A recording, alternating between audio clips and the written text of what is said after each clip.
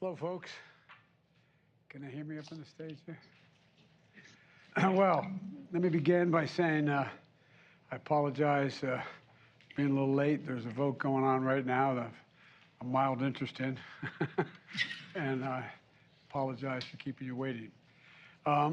First of all, I want to thank the CEOs from some of America's leading companies, from technology to financial services to travel and retail.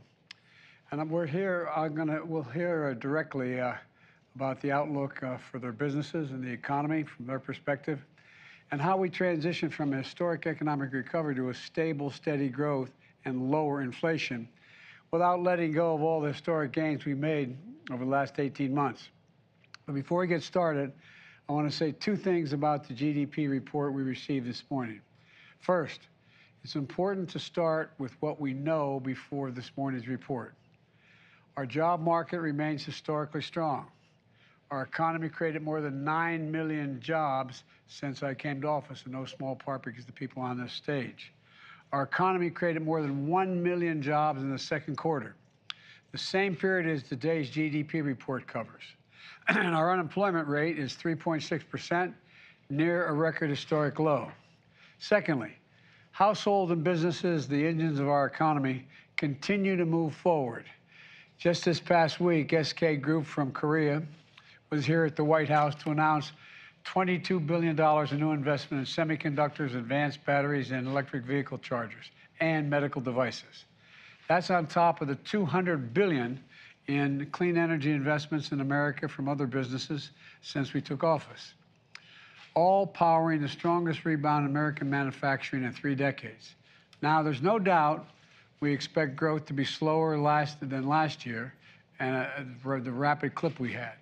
But that's consistent with the transition to a stable, steady growth and lower inflation. There's going to be a lot of chatter today on Wall Street and among pundits about whether we are in a recession.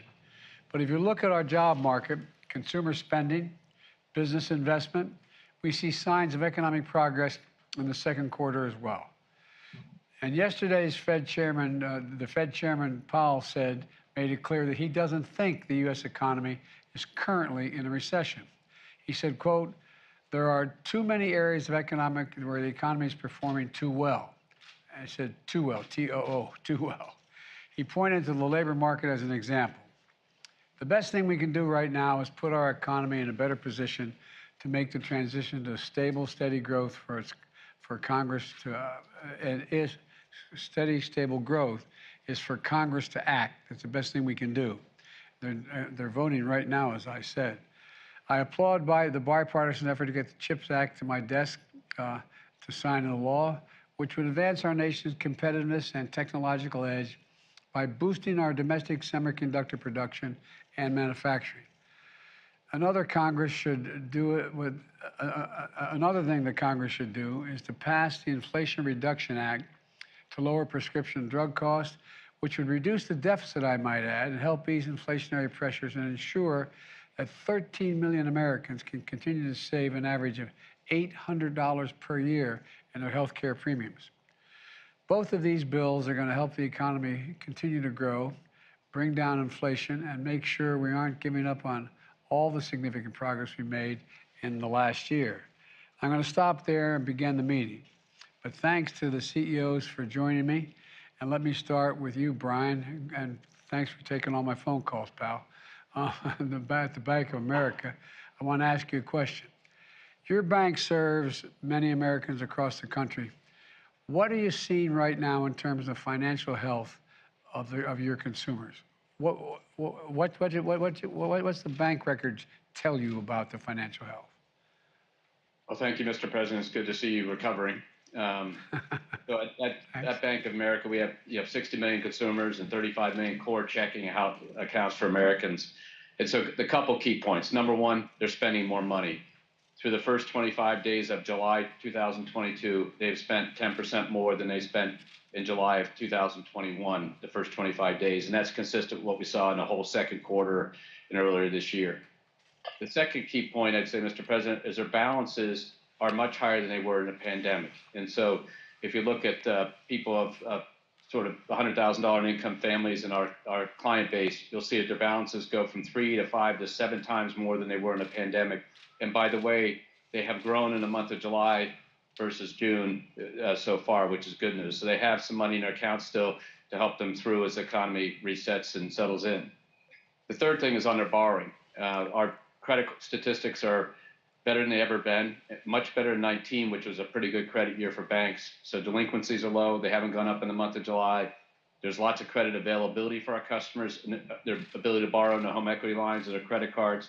Obviously, the most rate-sensitive parts of the economy, due to what the Fed is trying to achieve and slowing down the economy and getting on more sound footing, mortgages and car loans and things like that have slowed down, but that's an intended outcome. And so even in accounts, you can also see that they're receiving paychecks because we can see that, recurring payments, so that's good. So the consumer's on good spending, as the balance is borrowing, and then the question is what they're spending on, and travel and experiences versus goods. They bought everything they could. They bought a lot of stuff when they were cooped up at home. They're now out traveling and experiencing the world due to the vaccines and the condition of the COVID pandemic. But unfortunately, as you noted earlier in your comments, they've had to spend more on gas. But the good news is, if you look at June versus July, the year-over-year growth has gone from a 40+% growth rate in spending on gas to 30%. So it's starting to come down as you've seen the price of oil stabilize. Then the last thing I'd add is just what's on their mind when we talk to them, the same things you read about in the paper. They're worried about inflation because prices go up. They're worried about rent increases because half the consumers in America don't have a mortgage, so they're renting or paying on a monthly basis. And they're worried about, frankly, a lot of our consumers are saving, putting money in the market, and when market's down. The good news is it seems that we've stabilized on those matters and we go forward. So right now they're doing what we want them to do, which is being employed. Some of the stress is in the system. There's no discounting that, and we're trying to help all those customers through the stress. But that stress has been mitigated by the work that your administration, prior administrations did to help people through the pandemic, and also just the strong employment that you spoke about. Well, Brian, thanks a lot. I really do appreciate and thanks for always being available for your input. I appreciate it a great deal. And now I have a question for the CEO of Marriott, who is very disappointed to hear they're investing in travel now. It's a great concern to Tony.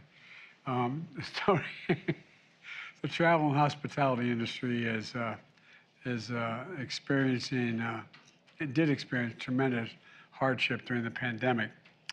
But the recovery now is experiencing is a very different experience. Things look really up for your industry right now. And how would you describe the industry today? And how do you see the path of demand through the end of the year? I know nothing's guaranteed, but what's your sense? Well, thank you, Mr. President, for the invitation today. I think what we've learned over the last couple of quarters is really the resilience of travel. And when we look at our forward booking data, we see real evidence of that resilience. And what's interesting, we think about our business through 3 demand segments: leisure, business travel, and group. The recovery has clearly been led by leisure. And in fact, last year, leisure demand got back to where we were pre-pandemic. But what's encouraging is we're seeing real recovery in the other 2 segments. Business transient's been a slower recovery, but as we see more and more folks returning to the office, we see continued improvement. And maybe the biggest surprise has been the pace at which group demand has come back. And group, correct. And we fully expected social group to recover quickly with all of the canceled weddings and bar mitzvahs and family reunions. But now we're seeing strong and consistent recovery in business group travel as well. So quite encouraging. We get lots of questions about what's driving this recovery in the face of rising interest rates, high inflation environment, fuel prices, and the like. But I think there's a series of factors. You and Brian both touched on one, which is the elevated savings rates we see across the country. There continues to be deep pent-up demand as a result of the pandemic. I think there's a bit of a psychographic shift away from consumption of hard goods towards investment in experiences, which is helping our business a great deal. And then when we look on a global basis, the continued opening of borders, the easing of restrictions that restricted travel, is having a massive impact on our global business. And maybe I'll just close by thanking your administration and in particular, Secretary Raimondo for your work to eliminate the inbound international testing requirement. We think that's going to be very impactful on the travel and tourism sector. And in fact, the U.S. Travel Association just came out and said they expect the direct impact of that change to be an incremental more than 5 million visitors to the U.S. in the balance of this year, spending more than $9 billion. Well, that sounds pretty encouraging overall, not just for this summer, but looking forward. One of the things I want to ask you about is that obviously the pandemic had a profound negative impact. But right now, as I look out there, and I've traveled around the world a lot of late, going to various conferences, there seems to be a willingness or an inclination for business to travel more.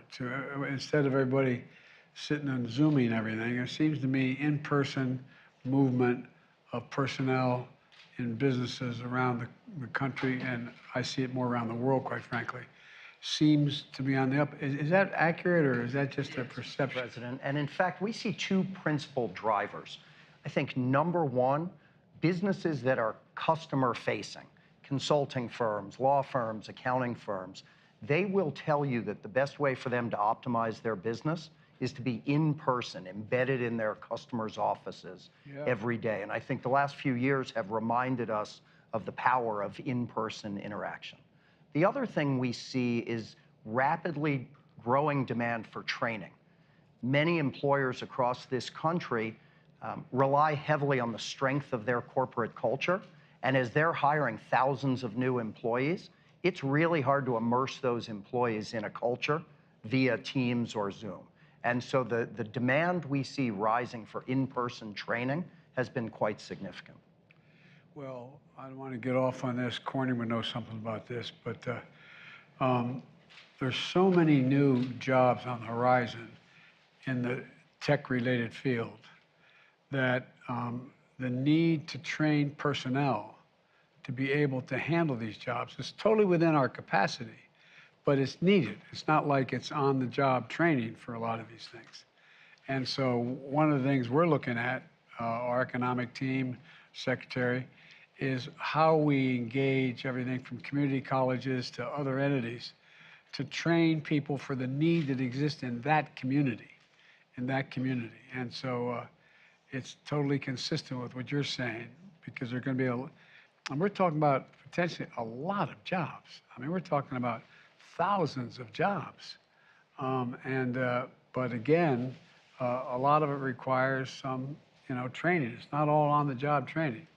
Well, thank you very much for talking to me about that, Tony. And now what I'd like to do is there's an outfit called Corning, right, Wendell?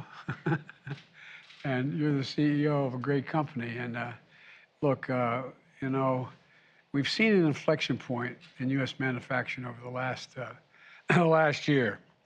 And by that I mean, I can recall in the last administration, I'm not criticizing the last administration, the previous 4 years, and even at the end of our administration, Obama-Biden, the question was, are we still going to be the manufacturing hub of the world? Are we still, are we in manufacturing, where are we going to sit? We're going to do all these other things, but what about manufacturing? And so you've seen in that inflection point manufacturing in the U.S. Can you describe for me what you're seeing at Corning? What's your outlook on the manufacturing sector? Talk to me a little bit about that, if you could. Sure, Mr. President. First of all, you're right. The last 18 months has been tremendous growth for U.S. manufacturing. And we've seen that in our results. And that continues. But there's some subtle things going on as well. We just did our Q2 earnings, so the numbers are fresh in my mind. We're still having good, strong year-over-year growth. Sales up about 7%, earnings up about 8%. And so the growth rate continues at a little bit lower rate than it's been the last 18 months, though. But that good top line, there's a lot going on underneath the surface. So what's driving us is very strong demand for optical communications. Think optical fiber for technologies like 5G, broadband access, cloud computing. Very strong demand for fiber optics. And then also very strong demand for our solar materials going into renewable energy. So very strong on the infrastructure side. But if we look at the consumer side, much like Brian commented on, we're seeing a slowdown in consumer. So let me give you a few examples. We have customers who make liquid crystal displays, so think about televisions, notebooks. At this point in time, our customers are running their capacity at the lowest levels they have since the financial crisis. So panel maker utilization is down tremendously. Now, a big part of that is that build of inventory in anticipation of demand, right? But also the demand signal is not strong from the retail side for that good. So that's very low levels. Think smartphones. Smartphones in Q2 were down about 11% year over year. So pretty strongly. Auto, been depressed for a long time, mostly on supply chain basis. Demand has been there. But there's interesting signals in global demand. In April, there were 0 cars sold in Shanghai. Zero. 0. COVID lockdowns, but 0 is Well, a really low number, right? COVID Europe, lockdown or not. right? In Europe, in June, we had the lowest number of new car registrations that we've seen since 1996. So we're a global player, so it's the whole global economy, so it's harder for us to, pick on what is in the US, Europe, Asia. But if we were to look at it right now and the trends we see, I'd say the consumer electronics side looks slow. Automotive, not really strong, can't quite sort between supply chain issues or demand.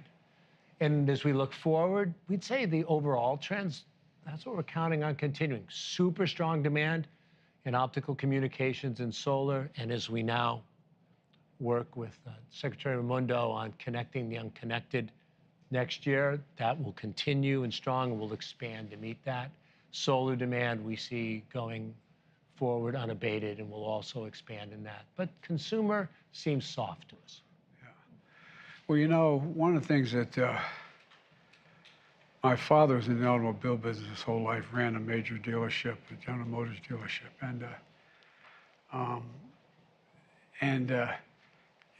Growing up as a kid, you knew whether cars were selling or not based on tuition and whatever things. But all kidding aside, I knew, but I never had tried to visualize how critical the high-quality computer chips were for an automobile. And a significant part of the slowdown that occurred when it hit is inflation, the cost of automobiles. People are not buying them, also because they cost so damn much. There's so few of them. They're not manufacturing nearly what they were able to manufacture in the past because of the fact that there's lack of computer chips. But it's not just automobiles. There's anything, phones, cell phones, a whole range. Whereas I found it interesting you talking about how, on the fiber optic piece, that is moving.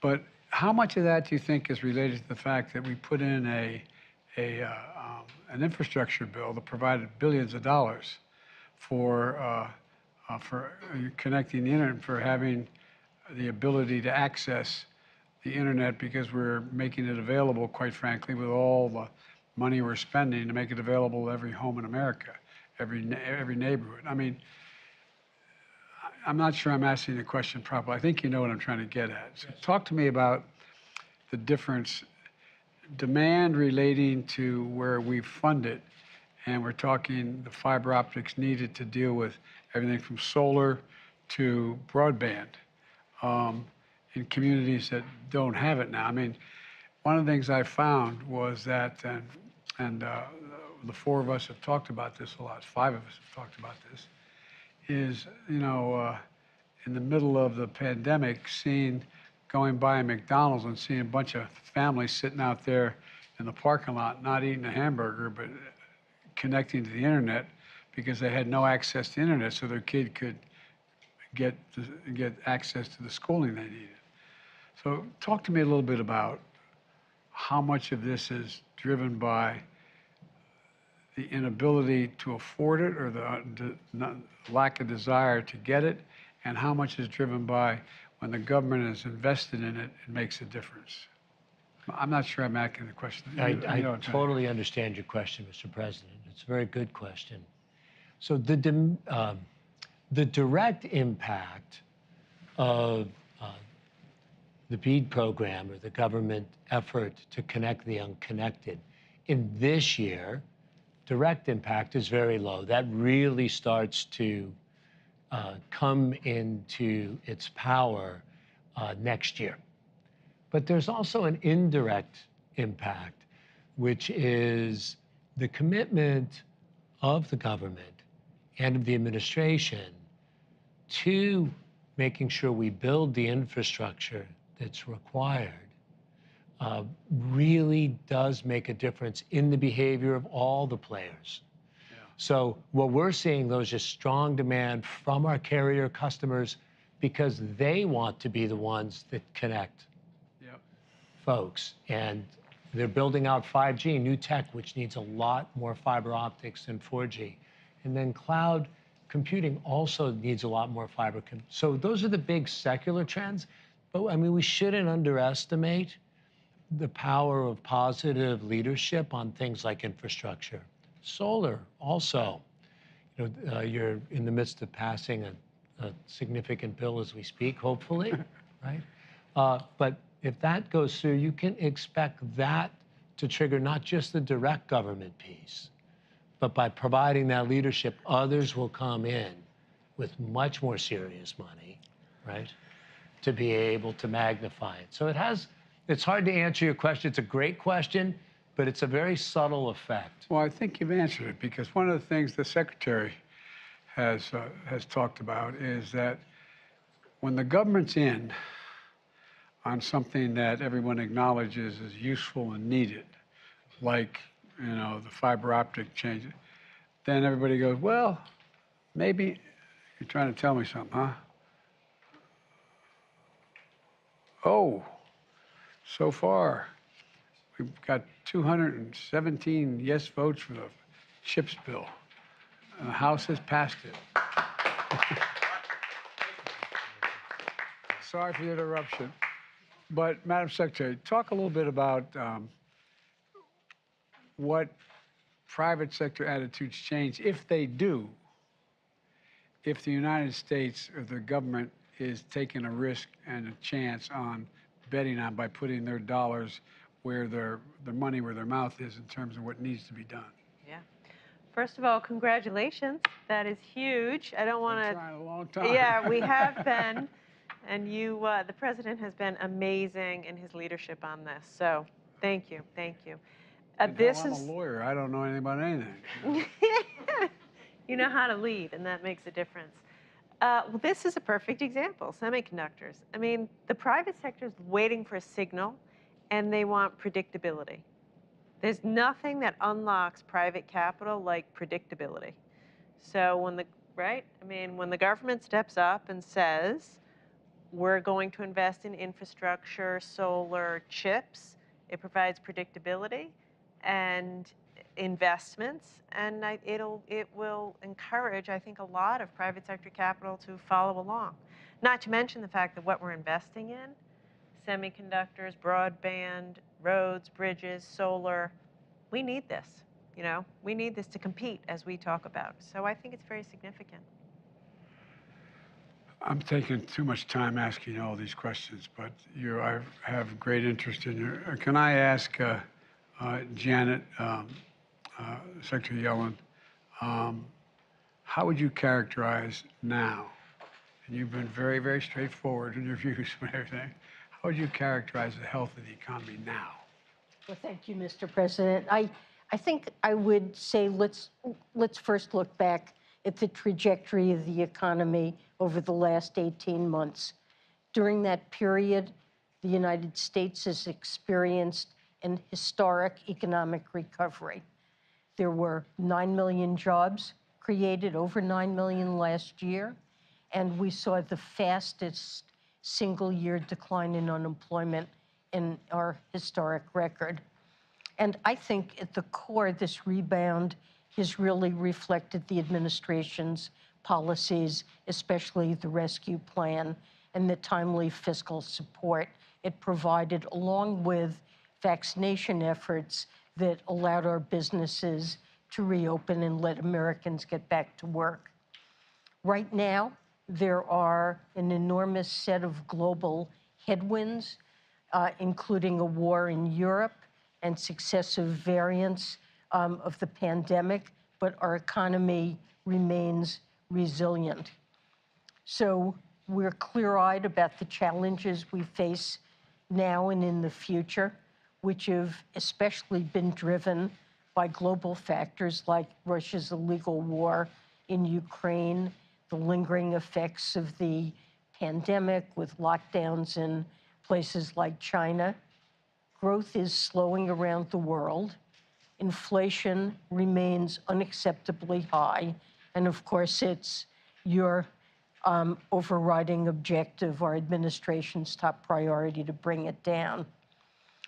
As you said, Mr. President, we're at a transitional moment in our economy.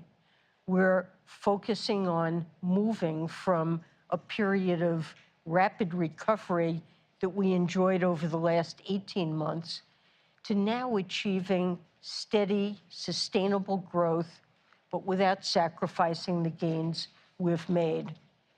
And, economists should look holistically, I think, at data when we evaluate the state of the economy. And we can see, for example, from today's GDP report, that growth in private demand has slowed. That does indicate an economy that is transitioning to more steady and sustainable growth. But job creation is continuing. Household finances, as we've discussed and Brian discussed, household finances remain robust. Consumers are spending. And I believe that in the months to come, with skill and luck, it will be possible to maintain that strength, particularly the strength we enjoy in the labor market, while easing the tightness that has been driving inflation. There's an old expression, a baseball coach of the Dodgers years ago, Leo DeRocha, said, I'd rather have Lady Luck sitting on my bench than skill. My grandfather was an All-American football player at Santa Clara in the turn of the century. You say, no, I'd rather have luck and skill on the bench. So we're looking for both. Let me just say before I yield to you, Brian, and we can move on to the rest of the folks here. It's interesting and totally understandable why the vast majority of the American people have no idea what the recovery plan did, what the government did at all. I mean, the reason why we still had teachers in school, kids going to school, the reason why we had cops on the beat, the reason why we had essential workers, states couldn't afford it, cities couldn't afford it, towns couldn't afford it, counties couldn't afford it. So we came up with this rescue plan and gave them billions of dollars to keep the economy in their cities and towns and states moving. And one of the things and I fully understand it, like I said, I was raised in one of those households where when the price of a gallon of gasoline went up, it was a topic of discussion around the kitchen table. We weren't poor. We were just typical middle-class family in a 3-bedroom house with 4 kids and a grandpa. But all kidding aside, we lived fine. But it mattered. It mattered whether the price of gasoline went up. One of the things that I find is I look at and I take it very seriously, the confidence level of the American people in the economy, and they're so down and they're looking. There's reason to be down, but I started thinking about it, and Brian and you and I talked about it just a little bit. You know, the first year we were able to, with the rescue plan, we were able to send them a check for $8,000. I mean, a check. One, and beyond that, by the way, there's more than that. But with if you're making $120,000 and you get a check for $8,000, that's a lot of money. And so it helped save a lot of people in terms of getting thrown out of their homes and rental housing and a whole range of things. But I started thinking about it, just as somebody who's raised a middle-class kid. One year, even though you didn't have the job you have now, even though you didn't get a raise that year, the difference between having a job, having a 5% raise or whatever, 3, 5, 7, whatever it happens to be, in the face of inflation, price of the pump, although that's down every day so far, but it's like, whoa, I feel worse off. But then again, I didn't get a check for $8,000 from the government. They just, among other things. Does that make any sense to anybody, or is it just me? Well, it really makes a huge difference, Mr. President, because, as you said, it kept food on the table, helped people take care of their kids, especially at a time when many were out of school and it was hard to work. And the spending it generated put people back to work. And, as I mentioned, we've seen the biggest stretch of job creation that got America back to work. And we need to bring down inflation, but we need to preserve the success that plan achieved in the labor market. I know you're all busy as the devil, especially the folks who haven't had a chance to speak yet. I'm sorry I have so many questions, but I have great respect for your collective judgment here. Brian, I'm yielding to you. I'm going to shush up. We're going to transition here and move the press out.